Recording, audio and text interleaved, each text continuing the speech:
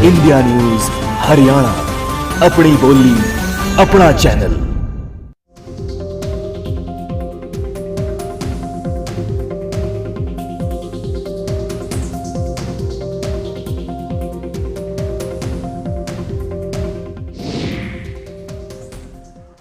नमस्कार, आप देख रहे हैं इंडिया न्यूज हरियाणा। मैं हूं राजीव रघुनंदन। लोकसभा चुनाव में किसान सबसे बड़ा फैक्टर साबित होते रहे हैं।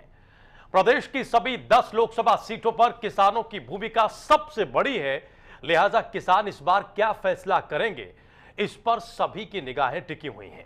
आज की बड़ी बहस का सफर शुरू करने से पहले इस रिपोर्ट पर गौर करिए, जिससे कि किसानों से जुड़ी समस्याओं और मुद्दों को कुछ हद तक समझा जा सके।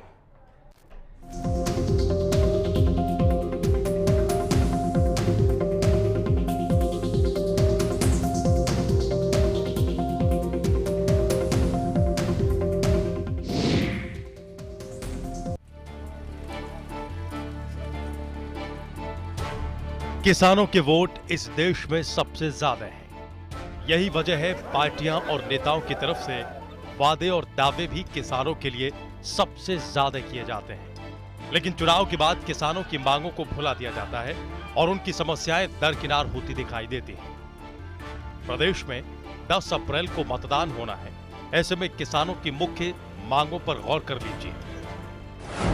किसानों की मुख्य मांगे: कृषि उपज का उचित मूल्य मिलना चाहिए, खेती के काम आने वाले खाद, बीज और पेस्टिसाइड की कीमतों में बढ़ोतरी कम करने, प्राकृतिक आपदाओं से फसलों को खराब होने से रोकने के उपाय किए जाएं, स्वामीनाथन आयोग की सिफारिशों को लागू करना होगा, प्राकृतिक आपदाओं से फसलों के नुकसान का उचित मुआवजा सुनिश्चित किया जाए, समर्थन मूल्य को व्यवहारिक बनाया जाए, किसानों को 8 घंटे बिजली देना सुनिश्चित किया जाए, कर्नाटक की तरह अलग से कृषि बजट जारी किया जाए, कृषि भूमि का व्यवसायीकरण रोका जाना चाहिए, भूमि अधिग्रहण अधिनियम को खत्म किया जाना चाहिए, मनरेगा से कृषि को जोड़ा जाना चाहिए, सिंचित क्षेत्र की सभी नहरों और खालों को पक्का किया जाना चाहिए, किसानों की बकाया राशि को किस्तों में लिया जाना चाहिए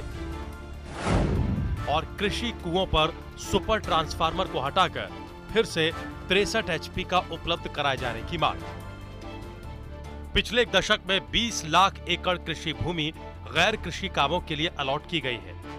हरियाणा में तो सरकार को इस अधिग्रहण के लिए काफी बदनामी का सामना करना पड़ा है। उधर खेती में प्रदेश के युवाओं की दिलचस्पी भी बेहद कम हुई है।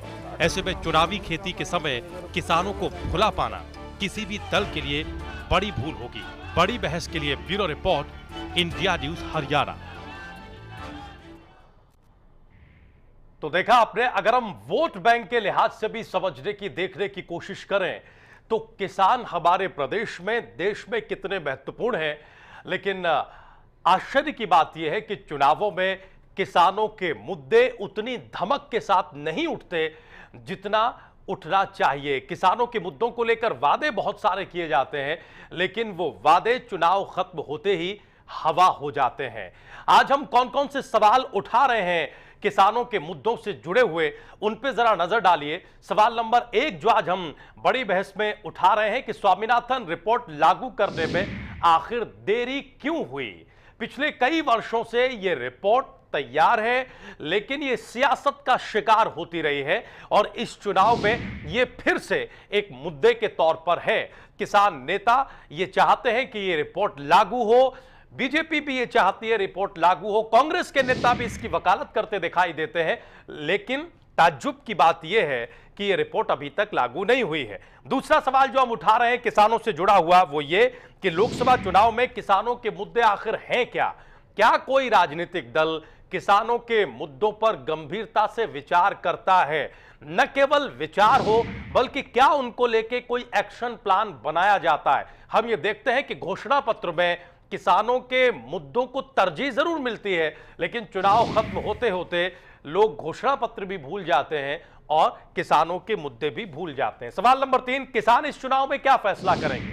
क्योंकि सबसे बड़ा दबाव किसानों को ही बनाना है सरकार या सरकारों के ऊपर।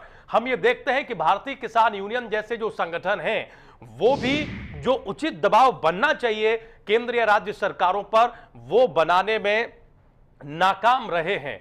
वो अलग अलग दलों से चाहे जिस वजह से जुड़े हो नहीं जुड़े हो, लेकिन भारतीय किसान यूनियन जिसके ऊपर ये जिम्मेदारी है कि कम से कम किसानों के मुद्दों को वो तवज्जो दें, वो जिम्मेदारी उठाते नहीं दिखते। किसान इस चुनाव में क्या फैसला करेंगे, इसीलिए हमने सवाल उठाया। सवाल नंबर 4, प्रदेश के किसान चुनाव को लेकर क्या सोचते हैं। राष्ट्रीय परिप्रेक्ष्य को अगर हम थोड़ी देर के लिए छोड़ दें तो हमारा जो प्रदेश का परिप्रेक्ष्य है उसमें किसानों की स्थिति क्या है और इन चुनावों में किसान किस तरह की सोच तैयार कर रहे हैं। और आखिरी सवाल, किसान पर पार्टियों का स्टैंड क्या है। हमारे प्रदेश में अलग अलग राजनीतिक दल, कांग्रेस पार्टी, इंडियन नेशनल लोक दल, हज का बीजेपी गठबंधन, ये किसानों पर क्या राय रखते हैं, क्या सोच रखते हैं।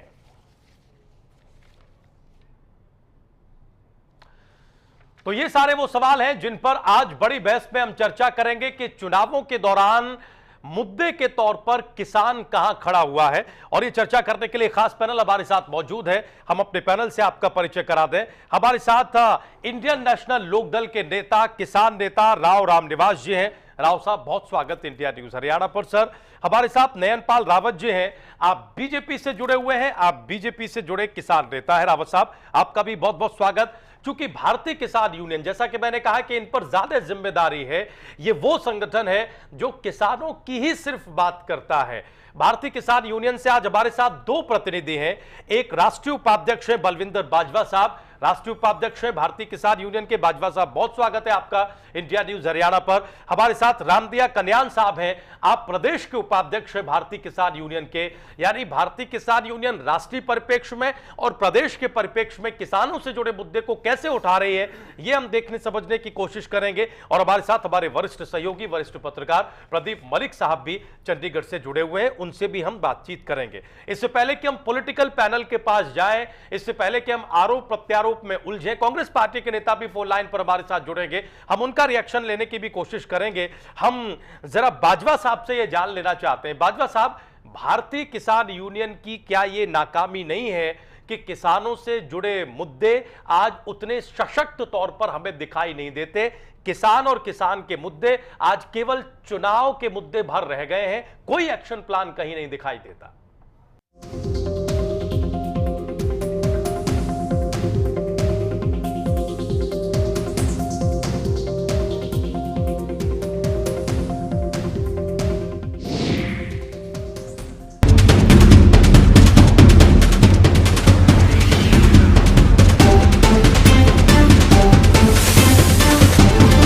इंडिया न्यूज हरियाणा, अपनी बोली अपना चैनल।